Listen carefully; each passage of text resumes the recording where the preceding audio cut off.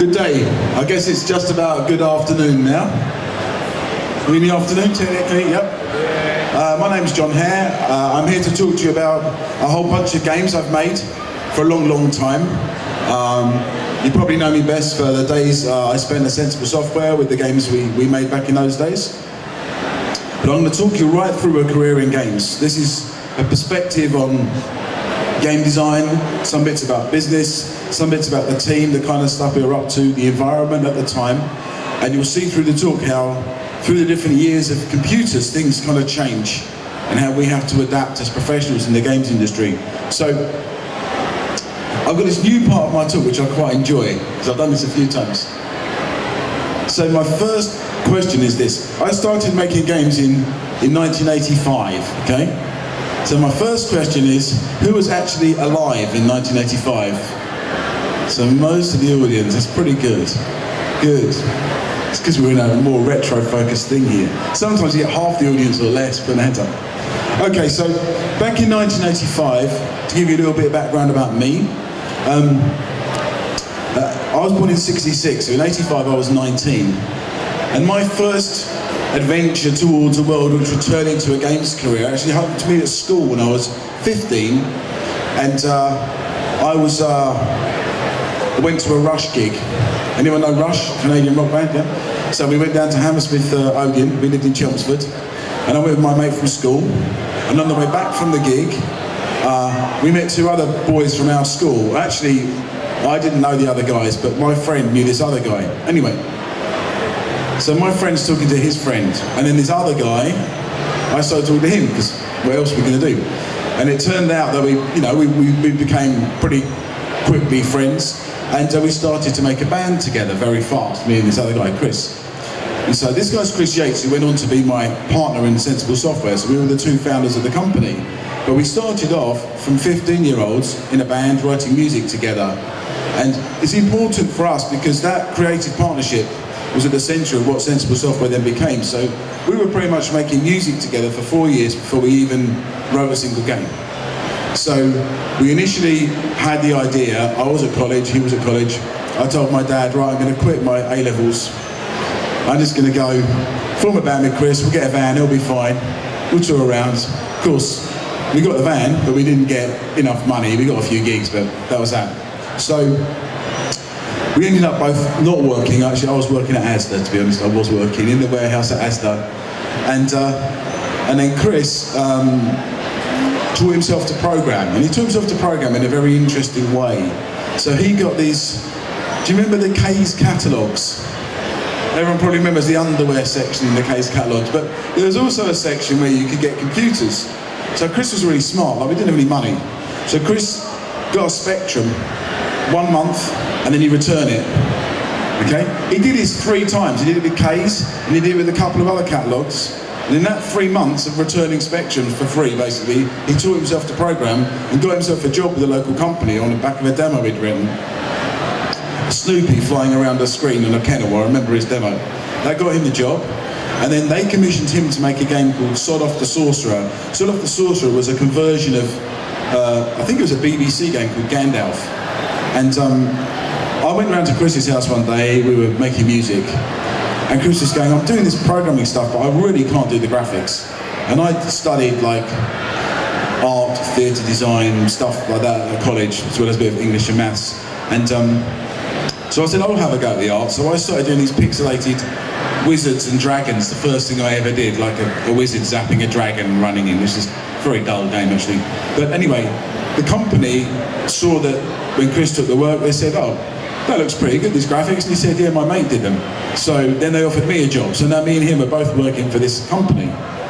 And the first game we did for the company together, so after we did this, they commissioned us to do another game. But we can get the first slide, Andrew. Does anyone know this game, Twister? No, it's really obscure. So some of you know the company System 3. So System 3, basically, were commissioning this company to make games, and then they were commissioning me and Chris to do the work. So we only had one remit for Twister. The remit was, it's like Tron, and there's a woman with big tits flying in the sky. That's all we were told. And apart from that, do what you like. There's literally our commission. So we started to make Twister, And we had these people flying down, but also you had like caterpillars with bombs and weird shit flying around in the sky. And of course this is Spectrum Day, so if anyone's not familiar with Spectrum, you're stuck with Spectrum graphics, you know, 2 colours in an 8x8 block. That's why you've got these green bits at the side, because any green where the woman is, the lines that are yellow go green. So the character's cunningly disguised, white trousers, blue top, yellow hair, so this kind of worked because he didn't move that much up and down. And Twister was okay, actually, it was quite fun.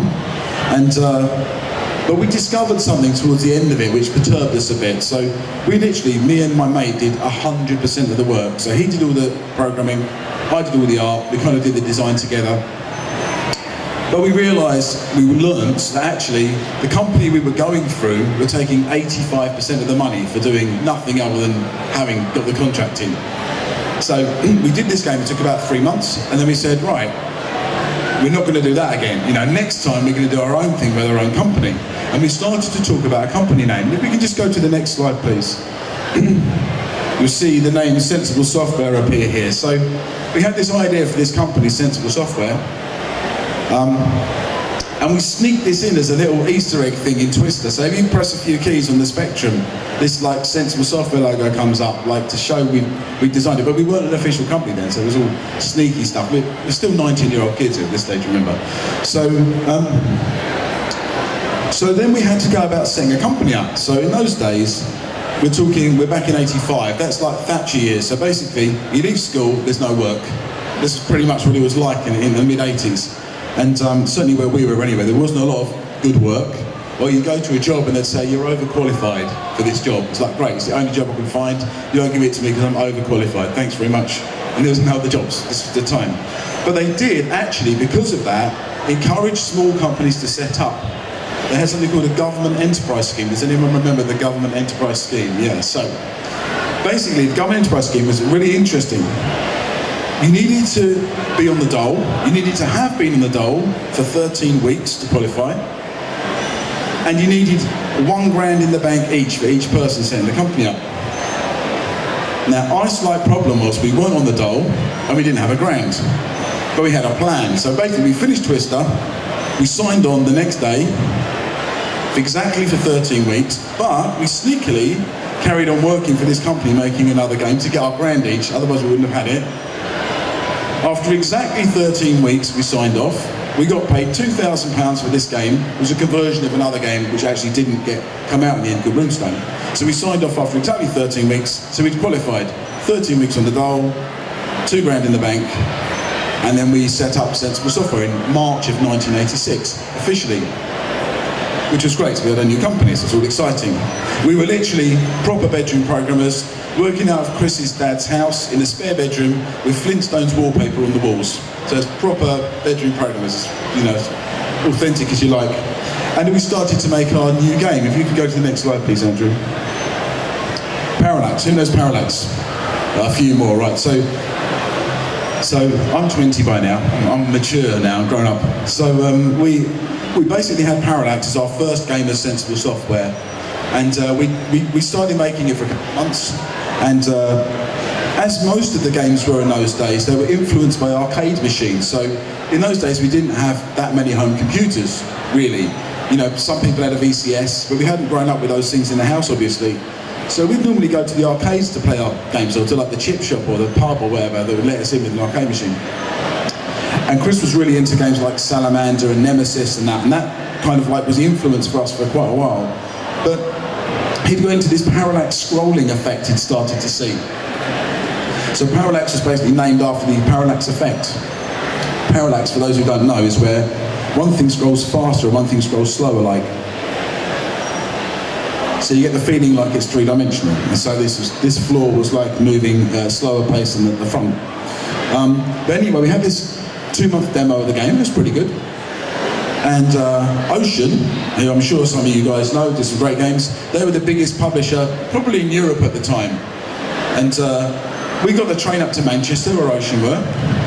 And we took our floppy of Parallax, and we showed it to the product guys, and they played the game, and they said, this game's really good. We'll take it to our boss. So they took it to their boss. Now, their boss was a guy called John Woods. very scary, big, Mancunian businessman who could like destroy us little kids for breakfast we wanted. He's now one of the board, I think he's still on the board at Everton, he has been for a long time anyway. Actually a nice guy, but we were really scared of this guy when we were kids. And but they said, it's a good game, we'd like to offer you a contract. Now this is our first day ever of business as a company, not day one. Here's a contract, it's for £5,000, here's a cheque for £1,000 up front, you're going to get 15% royalty, sign here. So we did, of course, we signed this contract, we were singing We're in the Money, we got the train back from Manchester down to Essex, we were smoking cigars in the dinner carriage, as you could in those days, to celebrate. And that was it. So any band, anyone who's in any arts, games, we need a break, and we got our break very, very fast. And actually, when people ask me what's the main difference between these days and the old days, it's the speed of getting money is the difference. So there you could, if you had a good demo, and as you go on and hear the stories, we always managed to get money very quickly from good demos. There was not a lot of messing around, and that really helped us. So, of course, UK was a dominant force at the time. I think that time we might have been #1 in the world for like making new innovative games. So it was a good time for us. So Parallax came out. It was pretty good, you know. Zap reviewed it quite well. Obviously, we're on the Commodore 64 here, graphically. We're not the Spectrum anymore. We've advanced a bit. Sorry, Spectrum fans, but it is an advance. We had a whopping 16 colours to choose from. So so Parallax was the first touch of sensible you get from this is you had the flying around the levels, but we also added the bit where you could land the spaceship on the ground, and then you get this little astronaut runs around and finds some scientists and try to drug them and get these codes and crack computers and stuff. So we got this idea of a slightly deeper game. We actually wanted to do more of that stuff, but we didn't get around to finishing it, and we ran out of memory, actually. So let's move on to the next game. So Parallax was quite good, and then we did this game. Who knows Whizball? Okay, a few more people. So at this stage, we hadn't discovered that Ocean don't pay royalties properly. Like all the royalty checks say 0, but we didn't know that. So we signed our second game to Ocean as well, Whizball. Now this was a bit of an improvement. So I think we got 7.5 or 8,000 advance and a slightly higher royalty. Not that it made any difference what the royalty number was, because the checks always said 0, but never mind, it's another story. So we started to make Whizball. So, you know, we've been playing Drop Zone quite a lot, if everyone remembers Drop Zone, which was a great, like, 2-player game.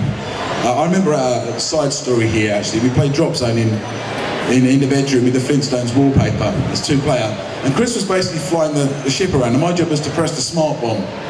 And at one time, I pressed the smart bomb at the wrong time, and we died. Chris picked up the C64, opened the bedroom window and threw it out of the window. And he lived in one of those houses, like the grass at the front and a pretty narrow concrete path leading up to it. And he managed to land the C64 directly on this narrow concrete path and just shattered. So that was fun. That was the kind of relationship we had with computers for the whole time, actually. So anyway, the good thing about Whizball. So Whizball is when we started again to discover the ability to innovate a little bit more. So you start off with the basic, actually a game mechanic. So this is Whizball, for those who don't know, it's a ball. So I turned up at Chris's house one day and Chris said, okay, I've got this round ball thing spinning around. It was just a circle at that point. And he was kind of like, the circle would spin like this, and then when it hit the ground, it would go ricocheting off depending on what spin it had on it. So we didn't really know what we were going to do with it. So the first thing I did was drew this silly P face. So we had at least something spinning around this P face. And then, because this was very like Nemesis, Salamander times influenced. So it's all about getting different weapons and advancing your ships. You start off with the basic spinning, and then the first thing you do is stabilize it to stop the spinning when you advance a little bit. And then you can move him around, and then you can fire bullets, and then you can get this little trap here called a catalyte. So, again, influenced by Drop Zone, we played this in two ways. You could either control the Whizball and the catalyte just as one person, or you could separate it out so it was co-op play, basically. So one was the Whizball and one was the catalyte. But the job of the catalyte was to, as the Whizball was firing and getting these drops, the catalyte had to like go and pick up all these droplets before they hit the ground. So these droplets are paint, okay? There was also lots of enemies and spaceships trying to kill you, as in many of these side-scrolling shooters. But the idea of this game is you have to colour in the landscape. So the story always has a silly backstory, is that someone has stolen all the colour from your world, you have to restore it. So basically, here the object is, the next colour to colour in is to turn the white into cyan, okay? So, cyan, half green, half blue, right? So you've got here red, green and blue pots. Obviously the red is not useful for the cyan, but the green and the blue are. So when your green and blue are half full each, then that cyan pot will be full to the top. Then we go to a different part of the game. So the Whizball and the Catalite fly off to a secret laboratory with 2 small parking meters in it. They park their vehicles in the parking meter. This wizard in a big blue robe comes out of the Whizball, and a black and white cat, actually called Nifter, named after Chris's cat, who was always around the house, came out as well. And these 2 characters walk across the screen to this cauldron and start stirring this paint, and you get this bubbling noise. And of course, when we come back, the landscape's coloured in. And basically, that's all you do. You've got 8 levels to colour in. It's like a slow colouring in book for the game. But it had some innovation about moving between levels, so you could have 3 active levels at any one time and move between them to choose which one to colour in. And in retrospect, this has been a great game for us. Now, the other feature of these early games we did was the music, which was done by Martin Galway. If anyone knows Martin. Martin's one of the genius composers on the Commodore 64. And he was actually an employee at Ocean. He was only 18 years old when we met him. And I remember actually with Parallax, he played his first music to us, and you got the hair standing up on the back of your neck. Brilliant music. And the same for Whizball. So Martin's music added a lot to the personality and character of our games. Again, and you know, in these days we were innovating. There weren't any game genres. You know, you could do what the hell you wanted. You know, so we made this thing. And in retrospect, it's our best C64 game. Zap 64, that was the best magazine of that era. I think most people would agree, who are Commodore 64 fans. Voted it the game of the decade being the 80s, which was the only commercial decade really for the C64. So that's a very nice compliment for this game. So I would say this is I'm most proud of this of our Commodore 64 games. Can we go to the next one, please? And then we did this. Who knows Shoot 'em Up construction kit? Who's used it? Okay, right, so this had an interesting start, this game. So basically, we'd made these 2 games with Ocean. We weren't getting royalties in, we were continuing to get 0 royalty statements. And we decided we needed to somehow make more money, you know. We've had games which are quite successful. We're not really making any money to talk about. So we decided that we'd make this Shoot 'em Up construction kit. But first of all, actually we weren't making this at all. We were trying to make games. So the idea was Chris made a tool so I could make really fast games by doing the art, and we could make more money by just selling lots of these games. But the problem was, the games we were making weren't as good as our previous games, Whizball and Parallax. Like, this is called Slap and Tickle. This is the original first game, and it's basically a straight vertical scrolling shooter. But it wasn't as good as Whizball, and it wasn't as good as Parallax. And then we had this Outlaw where you run around and shoot people. It was like a Western setting. And so I said to Chris, look, the thing is, right, the games I'm making, like, I'm doing my best, but they're just not very good. But the utility is amazing that you've made for me. And then we had an idea to flip it around. So actually, we didn't sell the games, we sold the utility to allow other people to make the games, to get the experience I was having making them. So what we did was we decided to just sharpen up all the bits of the tools. So you've got like a part where you can design your backgrounds, design your sounds, design your sprites, your attack waves, etc. And this is an example of one of those menus. This is where you're designing sprites. And actually, this really easily shows you how Commodore 64 graphics were working. So you've got 16 colours to choose from. You can put 4 different colours in this size area. And you've got these blocky sprites. So they're weird brick shape sprites. They're like 2 pixels wide and 1 pixel high to get this colour mode. There was also a secondary type of sprite you could do, which was just 2 colours, but higher res, basically. But Shoot 'em Up construction kit was constructed around these sprites mostly. And funnily enough, this game, with its weird 4 demos we did, was actually our first ever #1 game. This mic is going in and out.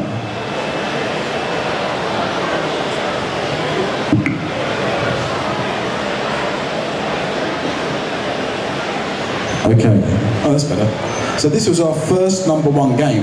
But the thing is, it wasn't a game, it was a utility, which is rather weird for us, but never mind.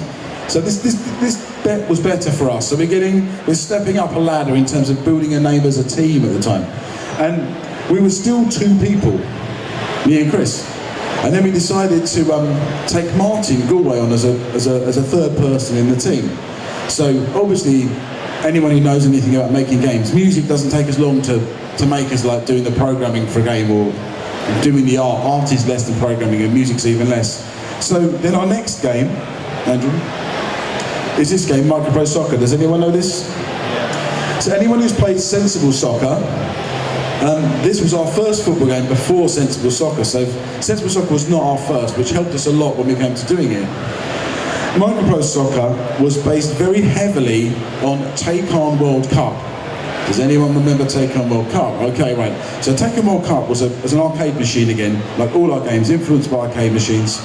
And it was a tabletop with these trackballs on it. And you make the players run by doing this with your hands to make them run. It really, really hurt your knuckles and bruised them, but it was a great game. And you press the buttons here to score goals. So basically, Micropro Soccer took Take On World Cup and then stuck it on a Commodore 64 and then added a few innovations. So Take On World Cup had something, for example, where the ball bent. Now, I learned later when I read about it, it was actually an accident, it was a bug. Like the ball didn't go straight, in some situations it curved slightly. But we turned it into an actual feature, bend the ball. Nowadays you take bending the ball for granted, but actually we were the first game to put this in as a conscious control of bending the ball. What else did we put in here? We put in rain, so it rains during the match, which makes the pitch more skiddy. We put in a rewind and then replay, which again was something quite innovative. We had these interesting sprites, so I showed you shoot 'em up construction kit, the blocky sprites, and I also mentioned these high-res sprites where you could get like a high resolution but only two characters. So the unique thing about this game in those days, going back to, where are we, 1989, is that the sprites for this game are the blocky sprites at the bottom, but then on top of it we put a very thin black outline from the high-res sprites. So every player has actually 2 sprites at once, overlaid. And you get this more cartoon feel of something overlaid, which at the time was, not a lot of people were doing this. So, and when we took this game and we sold it, we took it to various different publishers, and we said, we've got a game, and actually initially our game was called Sensible Soccer. We said, here's Sensible Soccer, who wants to buy it? Anyway, the highest bidder was Microprose, who at the time were a fairly successful American publisher who had offices in the UK as well. And we went there and they said, we like the game, but there's just one little thing. Actually, it's 2 little things. Number 1, we'd like you to add American indoor soccer as an alternative mode, and that's what this screenshot is. It's the, if anyone remembers, before the MLS in the States, they had this 6-a-side indoor soccer at some phase. And so we had to do the 6-a-side indoor soccer for the American League.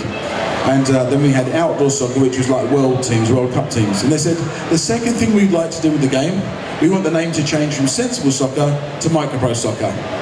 And we went, and they said, but we'll give you £30,000 up front for it. And we said, okay, we'll change the name. So that was a very simple decision for us. So we're all the time getting slightly better royalty rates. I think this was around 25%. So we're nudging our advances and royalties up.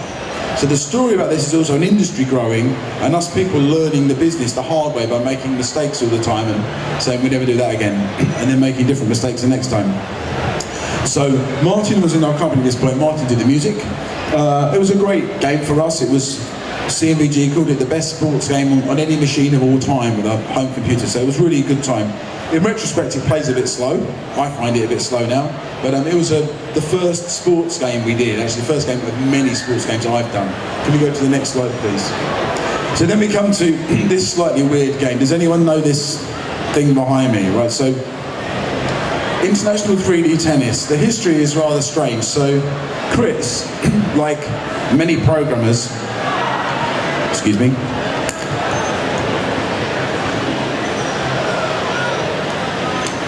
so like many programmers, Chris was always wanting to show how clever he was. And the thing he wanted to do was make 3D work on the Commodore 64. Why? Because it wasn't meant to happen with these solid polygons. He wanted solid polygons. And actually, we tried years earlier to do a space game like this, which never happened. So anyway, we ended up with this thing. For some reason, we chose tennis. So although this looks like a really bizarre Czech cartoon from the 1970s, and I understand that, in reality, this is Boris Becker. This is Stefan Edberg, and this is the Wimbledon final, and this is centre court, okay? You can tell it's Wimbledon because it's a green surface, so it's grass. Like if it was a hard court, it'd be a blue surface.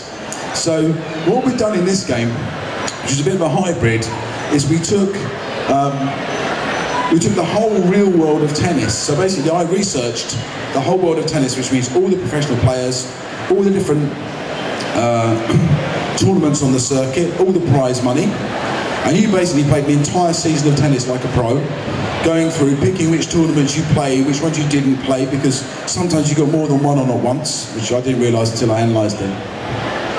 And this is a precursor for putting a whole world of a sport into a game. It's the first time we'd done it. So we had the whole world of tennis running in the background. You're basically in your career trying to earn money and see how much money you can earn in a season and how far up the rankings you can go. We had some commentary from Dan Maskell, the BBC. We even had the BBC theme tune in some of the versions. So we were starting to play with different stuff. And we were working more, at this point, Martin had left us. So Martin joined for a while. Actually, he did some lead programming on another game for us, which didn't come out in the end. And he was struggling with the lead programming because it's hard, you know. He fancied himself doing it, but basically he was so good at sound, he went to America to join Origin Systems, which was a great company for Martin. So he did that, and me and Chris carried on. But this is working with Richard Joseph here. Now Richard, if anyone knows Richard, another great musician. We've been very fortunate, and myself and Chris both being musicians, we appreciate how good these guys were. But Richard brought more stuff to the table, so he was very sound innovative, like using commentary, mocking up this. He did a great version of the tennis theme tune as well from Wimbledon.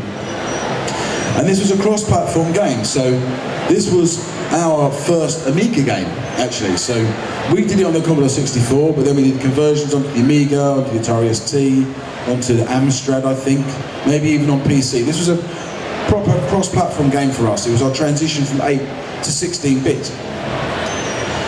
And it's a bit weird, but it's an interesting one for us as a company. So can we go to the next slide? And now you can see the difference when we get to the Amiga from the other games we've been looking at. This is why the Amiga was so exciting for us. We're now in 1991. Obviously we'd started working on the Amiga from about a year or two earlier. This took about 1.5 to 2 years to make this game, Megalomania. And again, we're still in the era where everyone's inventing game genres. The world has been explored. The audience is very open to new ideas. The market was open to new ideas. The retailers were open to new ideas, so the publishers could pay us. So we took this game around. This was a very strange game. So it started off. Has anyone played Megalomania? Okay, right. So this game started off in a totally different way. It started off, you're a spaceship flying around, zapping loads of other spaceships, landing on planets, mining them, building stuff, ramping up your fleet of spaceships and going off to other planets. So we had the idea of conquering a world, mining, designing and improving. But we started off in about 4000 AD and we went forward to about 10,000 AD. And so all the mechanics were there that are in Megalomania. So for those who don't know Megalomania, this is one of the early resource management games. Actually, historically now, the first game ever to have a tech tree in it was this game. Although at the time we didn't know that, we were just doing stuff. But basically, you've got this up to 16 zones of land. And every zone, this is one zone here. You can see this zone here is here.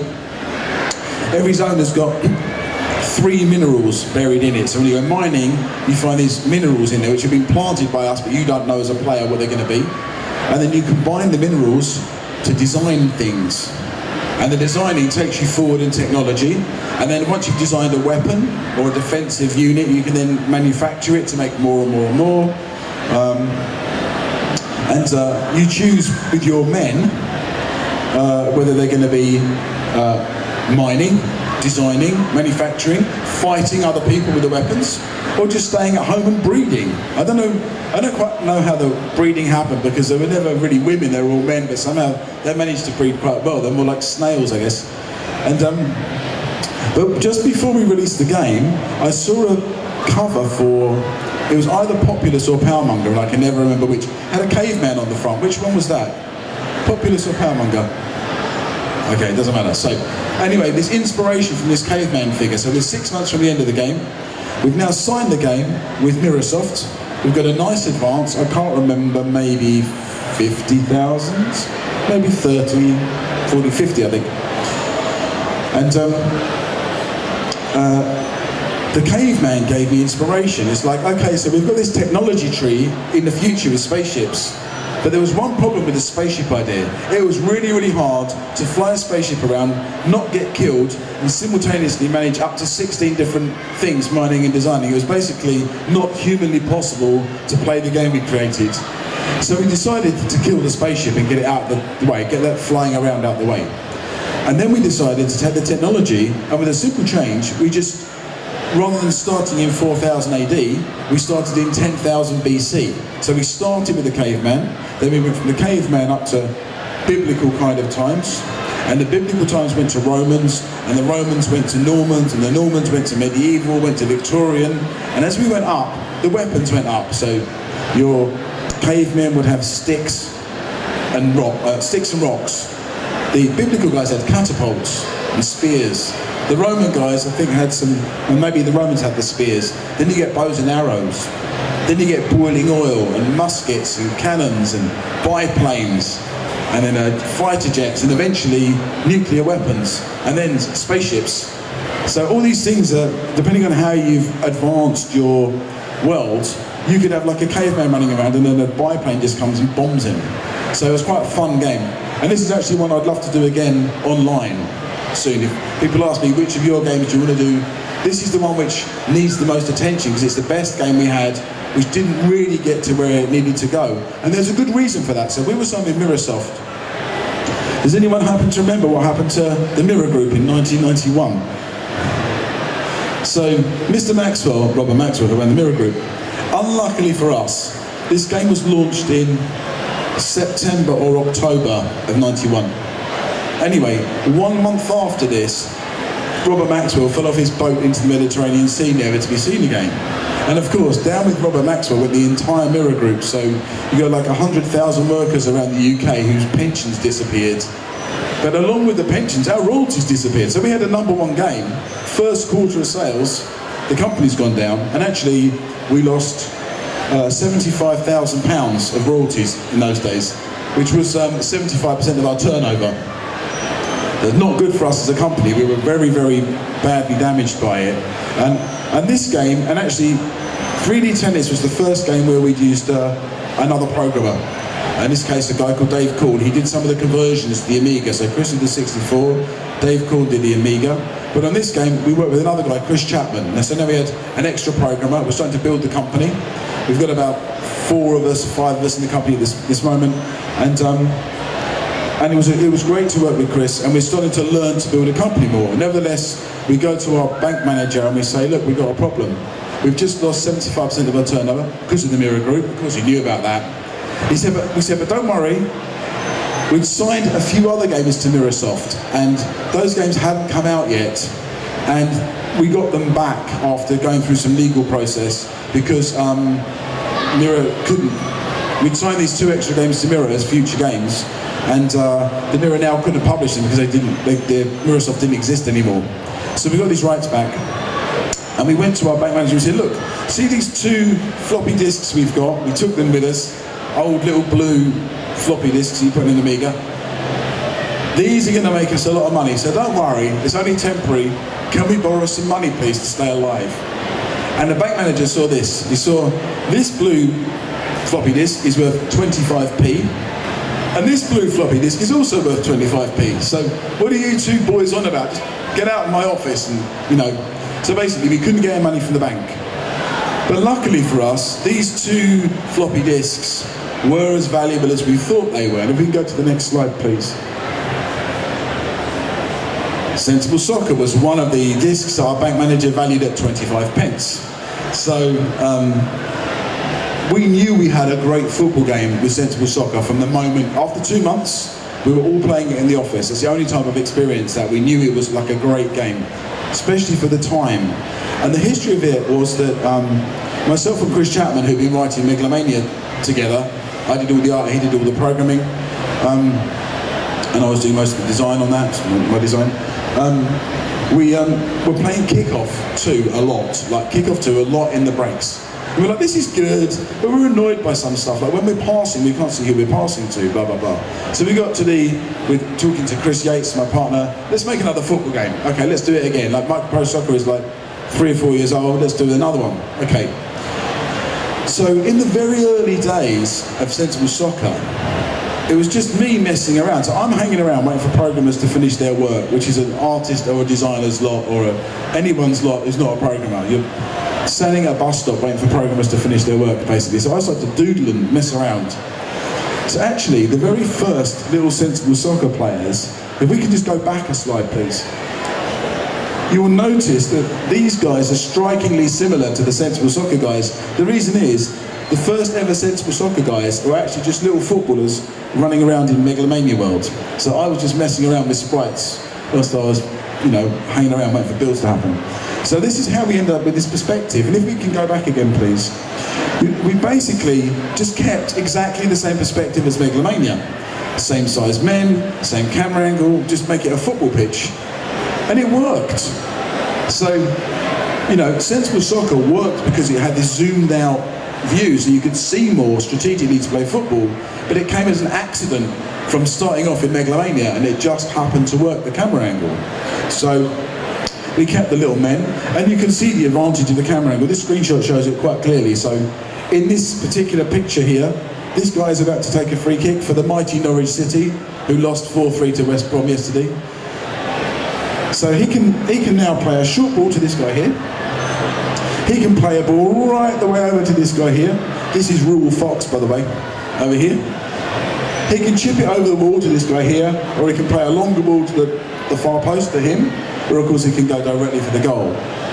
Now, you can only get this decision-making, this strategic decision-making in the game by the camera allowing you the perspective to see the choices available to you. And Sensible Soccer did some things which weren't obvious immediately, so it moved the camera so that you had the maximum view in front of you all the time.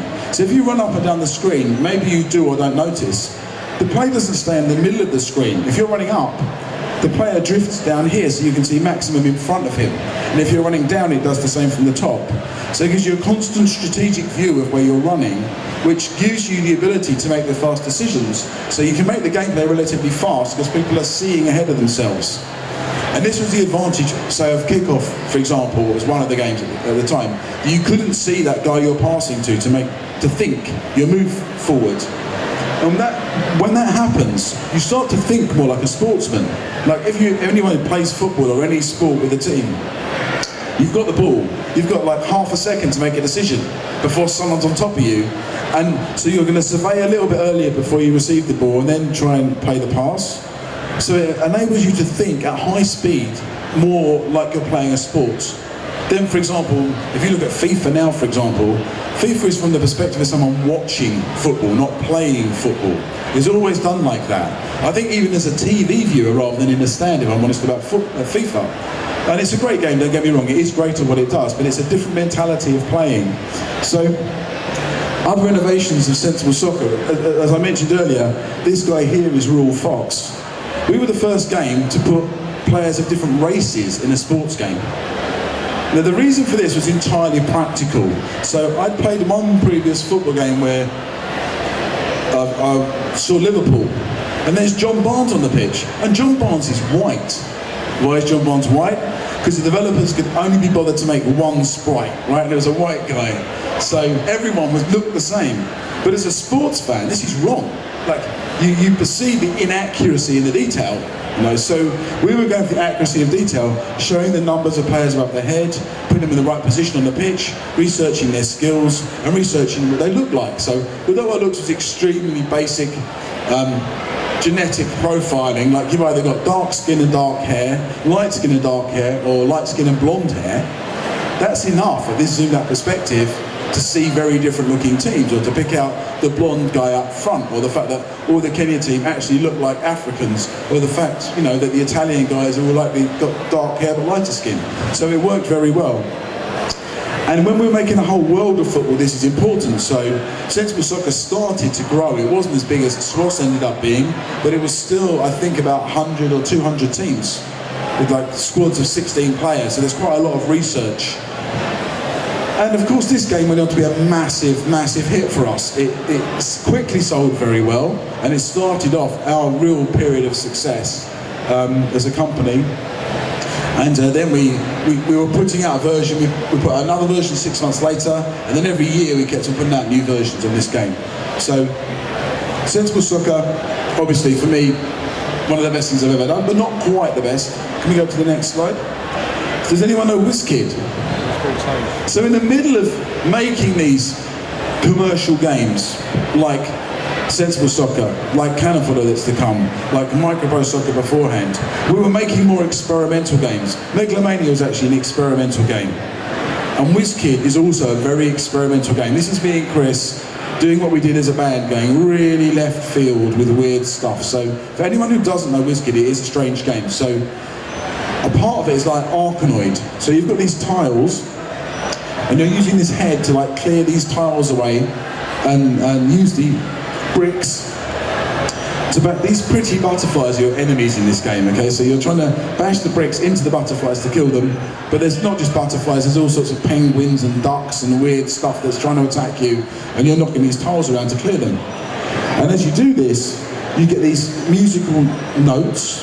You collect these musical notes from these colour droplets again, because we're in Wizball world here.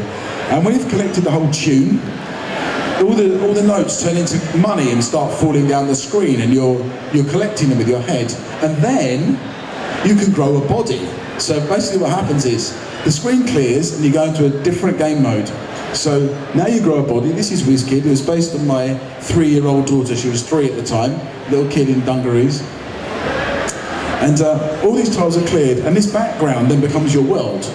So for example, you can jump on this well handle up and down until a bucket comes up, jump in the bucket, go down the well shaft. There's some underground toilets, ladies and gents.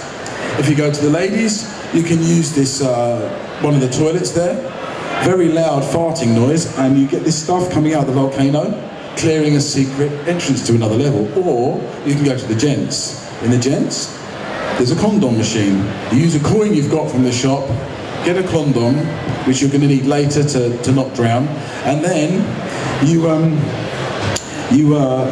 go to this urinal to use it that's broken, and then the toilet floods, and as it's flooding you go and jump in the bucket, which is still down at the bottom, and then the water takes you up. It's your only way to escape this underground level. Come back up here, ring a bell. You ring a bell, again this is a toilet level actually. An outside toilet this time, drops from the sky. So you've got like a shed, old-fashioned outside toilet. You open the door, there's a dog in there, the dog barks at you, okay? You can't get through, but if you buy a newspaper from the shop, you put the newspaper in the door, then you go through the door. Now the dog is in his outside toilet reading the newspaper. You can walk past him, run along, jump on the donkey's back. If you've got a carrot on a stick, then the donkey will run to the edge of a cliff, throw you off his back into the water. If you've got the gun, which means you don't drown, then you can survive in the water and play the next level. And every level is like this weird, crazy, senseless story. Underwater, you've got these 3 different types of coloured glasses, you can see different stuff. But all the time you're just collecting these kittens to go to a final level, and sometimes you've got crosswords that fall down if you're not doing very well. It's a crazy game. So what I love about this game is we were still doing this really arty stuff at the same time as doing the other stuff, and this was also through Ocean. So what Ocean were very good at is backing us creatively as artists. That's what we like them, you know? They were really good, really nice producers and stuff to work with.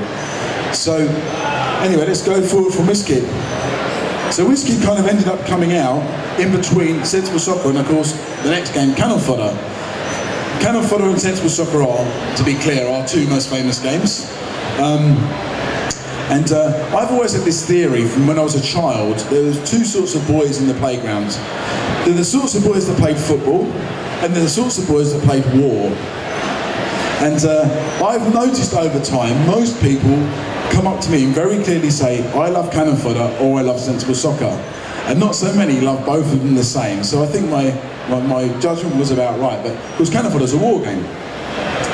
And cannon fodder started out inspired by Lemmings. So I guess a lot of you guys know Lemmings, a fantastic game.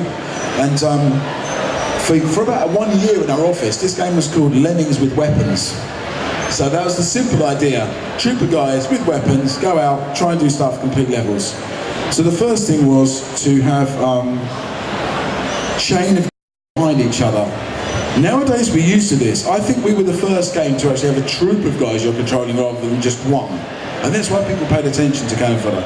So we had games like Rambo where you were just one guy running around going mad. But this chaining had different effects. So you had to, the first thing was to share the bullets out between them, how you fire the bullets. Actually, someone's got a game called Jarhead in the Expo Hall. If you have a look, someone's making a 3D cannon fodder-like game. It's very good. So have a go if you want the feeling for a modern feeling version of it. And this was the first game for me I didn't do the art for. So I'd done all the art up to now. This is the first game where now we're getting so much work. We've got 6 guys in the studio. I'm controlling the design and the business side. Chris is controlling all the technical side as well as lead programming on WizKid.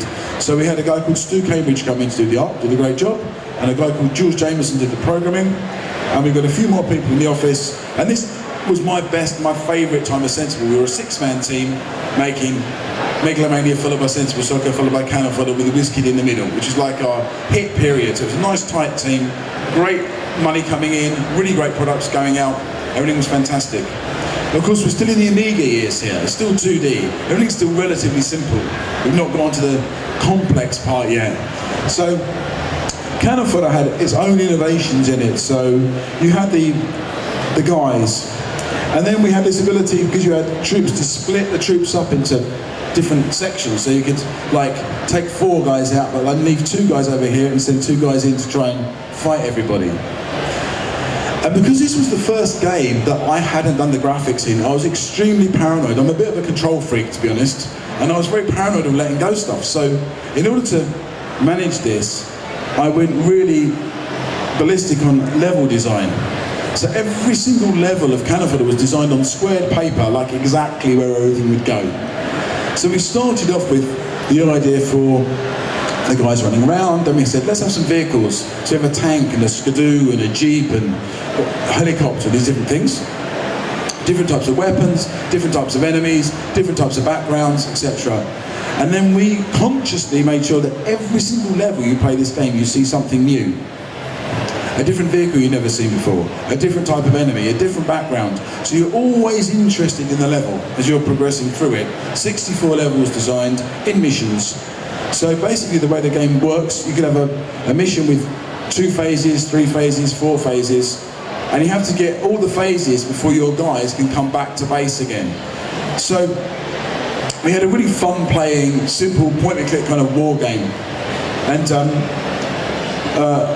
then we had this stuff where we had, you got 20 new men between each mission. So we had this screen where everyone would line up. Everyone's lining up to go to war. They're in their civil clothes like this, about to become, enrolled. But the screen was really empty. So we had basically this big green hill and these guys around a path and nothing else. So we were working on what to do. So the first move was, let's give these guys names. They were just like sprites. Let's call them names. So we started off with our names. So you've got like Jules, who's the lead programmer, Jops is me, Stu is the lead artist, RJ did the sound, Chris, my partner, and so on all down the team. And then we're like, okay, so that's us, that's about 8 people. Now who next? Okay, common names, so like Steve, Ben, whatever, blah, blah, blah. And then more exotic names like Abdul. And then stupid names like Chalky and Boz or stuff, just making rubbish up till we had 500 names, okay? And then when we went through after the missions, we decided it would be good if these guys were ranking up. So every time you finish a mission, if you get to the end, you rank up, right? So you go from, I can't remember the words now, but from 1 stripe to 2 stripes. And you slowly go up, you get more skills, you can fire longer and run faster and everything else. And so we did that. And then we said, why don't we just put the names of all the dead guys up? Why don't we just see what it's like? Throw it for a laugh. So we put it up there. Now the way Cannon Fodder worked, you played a level, and if you failed it, you just kept on playing it again and again until you beat it. And of course, when you fail a level, guys are dying. So when the names went up, we're like, okay, that's great. So Jules is upgraded and Stu's upgraded, that's fantastic. And we're like, fuck, look at all those dead people. You had to make about 20 dead guys. They didn't even know their names. They didn't even notice them, they'd already gone and died on the field. But we realised how really like war this was. This was done by accident. Again, like a lot of game development, stuff comes out of the process. And the secret of being a good developer is to know when something's good and keep it. And actually to know when something's bad and bin it as well. So there are 2 things. But we knew this was something good, so we said, okay, let's do something. Let's really push this home. Number 1, you can't click off the dead guys list. You're forced to look at the amount of people you've killed for the glory of the 2 guys who did actually rank up.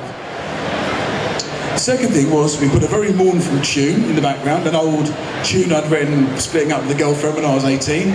Took the lyrics out, sounded wonderfully woeful, so that was good. And then on the hill we decided to add something. So we thought flowers, no, graves. So every time there's a dead guy, we gave him a grave on the hillside. And then just to round it off a little bit more, some people actually didn't notice this, but the bigger rank the soldier was, the better grave he got. So the private's like got a tiny little cross made of wood, and for the field marshals and stuff, you got these massive mausoleums. So you got this really nice political irony on the picture there, and you've got actually a home and away score at the top of how many soldiers you've killed and how many they've killed. So that you got a lot of real irony in war. Unfortunately, we had a run-in with the Royal British Legion who didn't quite understand that it was a kind of a serious, real comment on war dead. And initially, we were going to use the poppy as our symbol. We put it in the game, and that they made us remove it, unfortunately. But nevertheless, it's a game with interesting social commentary. But of course, it's also a fun game. So we had The War Has Never Been So Much Fun tune, which I wrote and recorded with Richard. A lot of fun to go to his house and make music. And then we made a video. So we were like, okay, we've done this tune, so we decided to make a video. So it's another little first, like a little pop video before the game, which was on some of the formats of the game. So basically, the video was a day out for us. So 6 of us, we went and found a costume shop up the road, 6 military uniforms, stupid things like a Donald Duck head and some plastic guns from the toy shop and some darts. We hired a guy with a half track. So you could get a guy with a half track for 80 quid as a driver in the vehicle all day. Found an old lady up the road who had a nice field with poppies in it and said, do you mind if we can use your field? She said okay. I don't think she knew the half track was about to turn up, but anyway. So the half track turned up and we just ran around the field today. Got some people to film it for us. And we ended up with a pop video, which was fun. And in those days we could innovate. And of course in these days, we're still like pre the big console era. So it's not big media trying to manage and massage stuff. This is pretty much do what the hell you want. If it's good, people will want it. And you know, the audience, our audience was nearly all European. We never sold anything in America or Japan in Sensible. It was all, not just the UK. UK was dominant, but Germany, Italy, Spain, France, Scandinavia, Holland, all over. You know, a lot of people, Poland as well. They never bought copies, they always pirated them, but they really played our games a lot in Poland. So we with Cannon Fodder, we'd kind of like pushed on from Sensible Soccer, and now we're a really big developer. So the next game, please. So now we go forward to SWOS. So this is Sensible World of Soccer. So as we were doing Cannon Fodder, and finishing that off, we were continuing with Sensible Soccer to go to the next step, which is Sensible World of Soccer. So this is the most famous version of Sensible Soccer. And the main difference was the scale. So Sensible World of Soccer has got 1,500 teams in it, all researched around the world. 23,000 players. So down to the 3rd division in El Salvador, accurately researched. So what we're now doing is we're reaching to the whole world. Anyone in the world can play our game and find their team in it, basically. Mostly. So, for a start, you've got this big world of football, bigger. And then we added an entire management level. So you can buy and sell players from around the world. You get a 20-year management career to choose a club and take them slowly up the leagues and win European championships and blah, blah, blah. You can get called up to be a national manager for England or France or wherever you're from. And then we have more strategy. So here you've got an example of someone being able to accurately control the tactics and strategy of the team. And again, we're used to this stuff now, but we launched this game in 1994 initially. It says 93, I think 94 initially. So, you know, FIFA was just a game that you played on consoles, which was, from a side perspective, running at 16 frames a second, I might add, very slow. And it wasn't anywhere near this depth. So in terms of the depth of game, you've got to look back to now what we did on Micropro Soccer, what we did in International 3D Tennis, what we did in Sensible Soccer. This is our 4th sports game, so we really know how to do this in-depth stuff. And this is where we started to get the advantage over people. And SWOS was a very big seller for us. So I love this game. Why? Because it bought my house. Because people keep on telling me it was great. Because we got the buyback from the fact that we cared about the world. Now everyone, if I go anywhere in the world, I was in Sweden 2 weeks ago, I was in Italy just before that, in Poland, in Finland, everyone knows our game and everyone related to it because we related to them. So this was a lesson for us. There's still like world tournaments of this game going on to this day, which I'm very proud of. And of course SWOS just built on a franchise which was Sensible Soccer. And the great thing about SWOS, and the reason I'm most proud of this game, it was a canon of the 10 most influential games of all time, made in 2006 in Stanford University in California. And what's good for us, SWOS was in this list of the 10 most influential games of all time. This is like with Mario and Tetris and Space War. So this is like right up their stuff. We were the only game developed in Europe.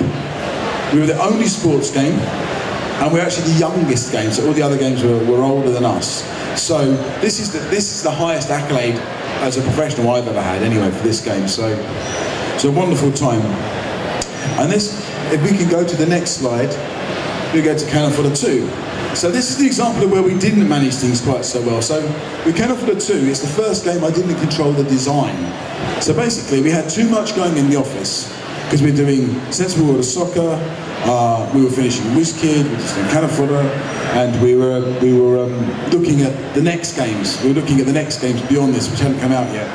And so I allowed, we got a guy called Stu Campbell from Amiga Power, a great journalist. He came into the office to manage this. I knew he understood our culture very well.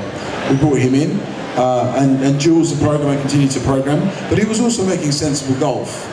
So this game suffered a bit from our resources being spread too thinly, and allowing Stuart to manage the design when he hadn't got the experience was a mistake on my part. But if anyone's a control freak like me, you've got to learn how to let go, but then you don't know how far to let go. So I let go a bit too far here. So what we got this game was the same game mechanics, but the feeling was wrong. We're not in a real world now, we're in this alien world. And so we've lost a bit of that Cannon Fodder touching on real world. It kind of, for me as a designer, it lost that feeling that people related to of real kind of war to this fantasy war. So a lot of people like this game. It's a bit harder than the original, but I feel we've lost our edge slightly with this game. But by this stage, we're making a lot of money. So the advances are climbing up and up and up and up per game each time. So I think Sensible Soccer was about, I don't know, 50,000 maybe. Cannon Fodder was about 75. SWOS was 90,000, signed, I might add, on 4 sheets of A4 with biro on it. No, 7 sheets of A4 with biro on it. And we signed that deal in a car park on the bonnet of a car in a golf club, actually. So it was so easy to do business in those days. And by the time we got to Cannon Fodder 2, I think we were at 120,000. And then if you go to the next game, Sensible Golf, which I don't like this game, by the way, but this was again like 150, 200,000 advance. So now we've got a name, our money's going up, up, up, up, up, up. We're worth more and more and more money, and we were kind of taking advantage of that because we've been. It's 94 now. So we're like 8 years into running a company, and suddenly we're worth money, suddenly we're a name, and we're capitalising on it. But we were also stretching our team too thinly, so the quality started to suffer.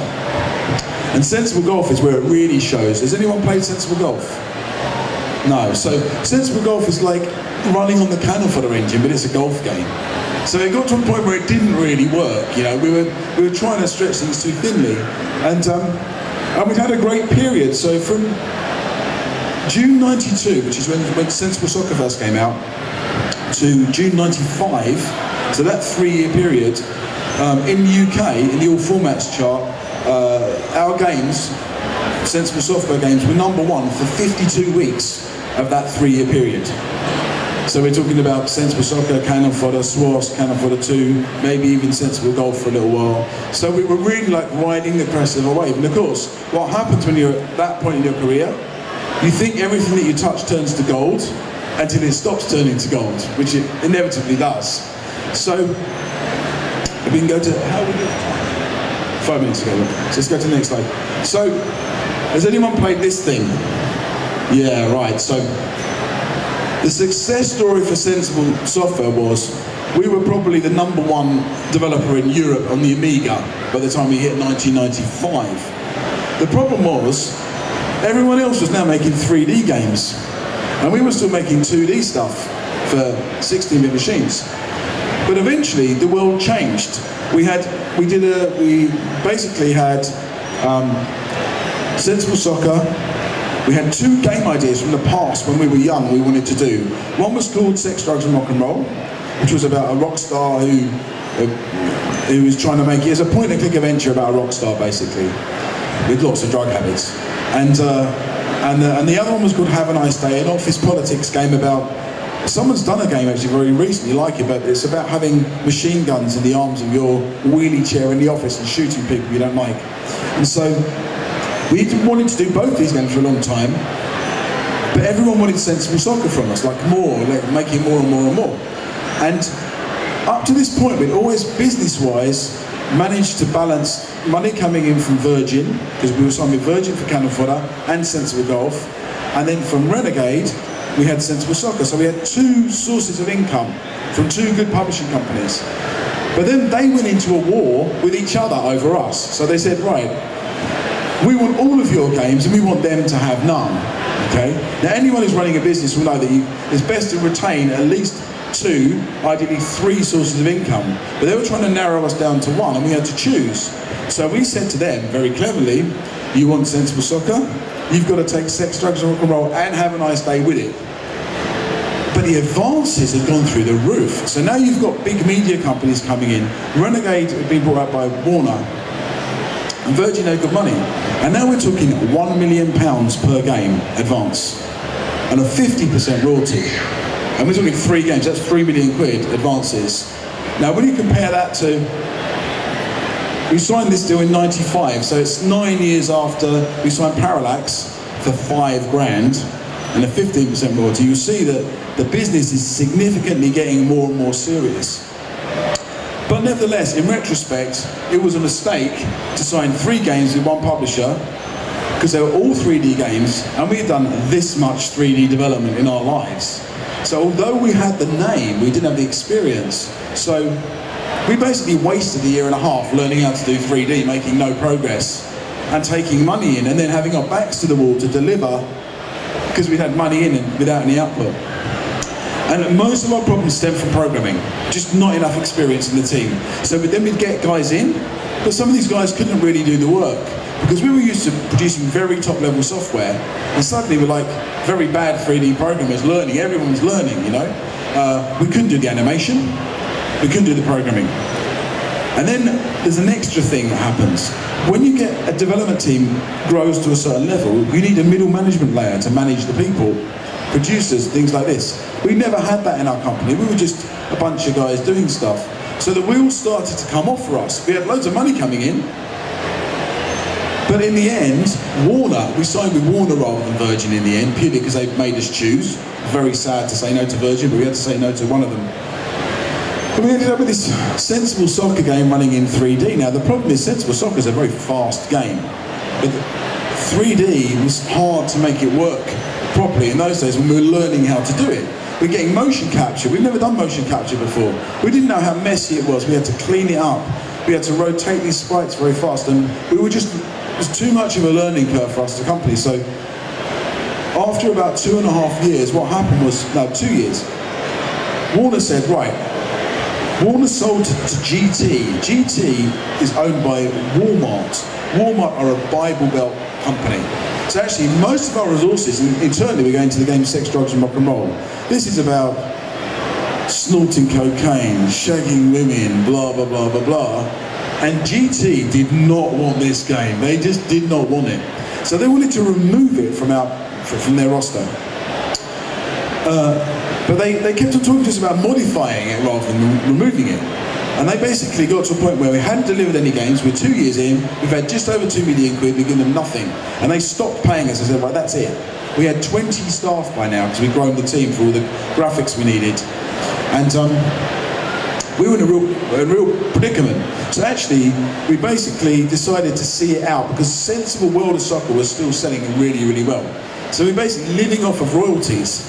So we're living off the royalties, circulating it back into the team. And we sat down for 6 months of attrition with Warner, where we kept on working, and they kept on not paying us, and it's like, who's going to blink first? So we can't say we don't want to make the games anymore. It's got to come from there. We can't be pulling out the contract, you understand? So we were called into a meeting with them, and they said, after 6 months of this not getting paid, and they said, look guys, we're really sorry, but Sex, Drugs and Rock and Roll, and have a nice day. We just got to finish them. We don't want them anymore, you know? If you can sell them on, then we'd like a bit of a cut for the money, but we can't do these anymore. And we were like, okay. We sat in the office, we're like, okay, never mind. We went out of the office, we were 100 yards down the road, we were jumping and screaming for joy, because we got out of jail, you know, because we'd had all this money in, but we were liable to pay it back if it went wrong, personally. So that's like a year of palpitations in bed when you're trying to sleep. Believe me, you don't want to go there in your life. We can avoid that. So we escaped the situation. So we ended up just with this game, but it was still struggling to make it work. And this then became, it was meant to be 3 versions, but in the end, the 1 version came out. And then again, Warner said, sorry, GT said, sorry guys, we don't want the other 2 versions. And again, there's another celebration. Now we're out of our contract. But we still kept a lot of the money we were paid. So it felt like such a failure for a year and a half of like horrendous stress and failure. But at the end, I worked it out. We made quite a lot of money from this. It was just so painful. It wasn't fun enough to enjoy it. So anyway, we got to the end of this, and then we left with Sex, Drugs and Rock and Roll. This game's done now. Got to number 1, but not very good, and didn't sell on, rightly so. Have a Nice Day, Chris was struggling with that, so we just pushed that. That just disappeared conveniently away. And we left with Sex, Drugs and Rock and Roll.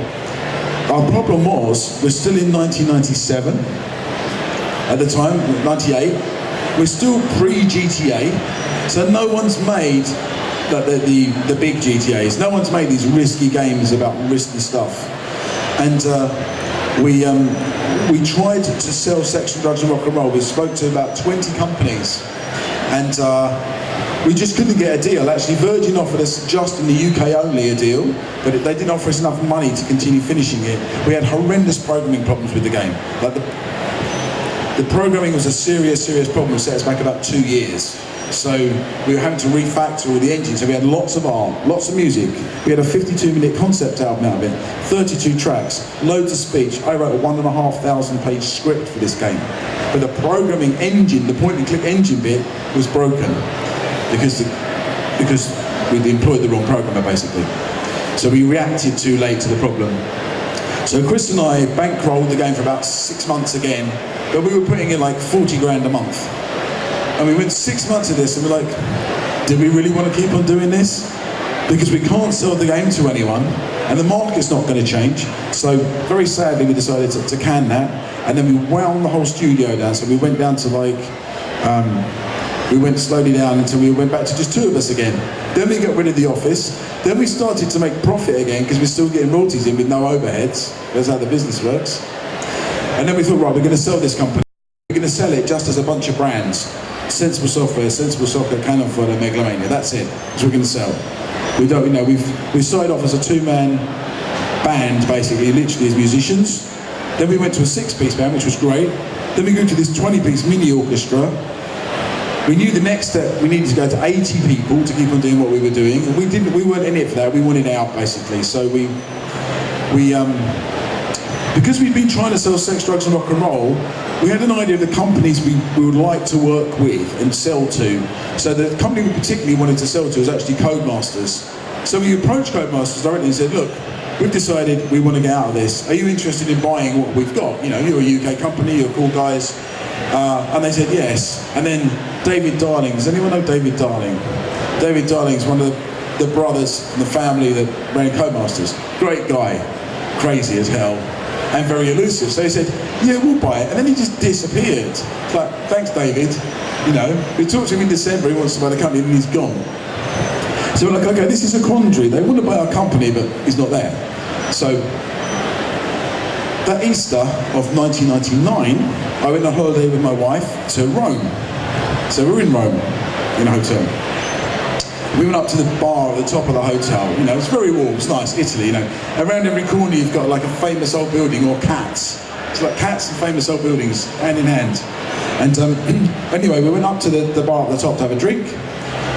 And as I was sitting there with my wife, as some of us men do, I noticed these legs of this girl on this table over there, and I'm like, looking at her legs and then looking back again. And then after a while I thought, as we also do, I wonder what guy is with this girl, you know? So look at this girl's legs, then I look at the guy who's with her, and it is David Darling. It's unbelievable. On holiday, randomly, I found David Darling and his girlfriend in the same hotel as I was staying with my wife. We really didn't know we were there. So, went up to David, hello, this is my wife, we're talking, had a lot of fun, drinking some champagne or whatever. We signed the deal with them 3 or 4 weeks after that day. So that is how business sometimes works. Total random luck. We sold Sensible Software to Codemasters, and that's really the end of the Sensible Software story. I actually then stayed on with them. We actually were intending to make a Cannon Fodder 3, and I worked on it for 2 years with them, but it kept on going between different Codemasters development teams, and in the end it kind of petered out. We never got the momentum to finish that, unfortunately. But I think we're coming to the end of the talk now, so it's a good time to wrap up on the Sensible Software story. So more highs than lows, but I hope that gives you a picture of that time of development in the 80s to 90s. And if anyone talks to you about indie now and says, now is indie, for us, that's not true. Indie was back then. We were more independent back in the 80s and 90s because we always owned our own shares, 100%. How can you be independent when other people are buying your shares to start your company up? I don't get it. It's a very American idea of what indie is now. The main reason being, the American developers didn't have that 8-bit and 16-bit culture we had with the home computers. America at the time was VCS and the Nintendo systems and some PC developers. So you got like Sierra or EA and stuff. But of course, American companies quickly grew into giants. You know, they didn't stay like small like us. So I'm very happy to have been part of this old indie era. I wish any new developer, I could gift them the world we had then to make games in, because it was innovation plus easy money plus great access to the market, unvetted platforms, pretty much everything you could desire to make great stuff. But thank you for listening, and have a great day.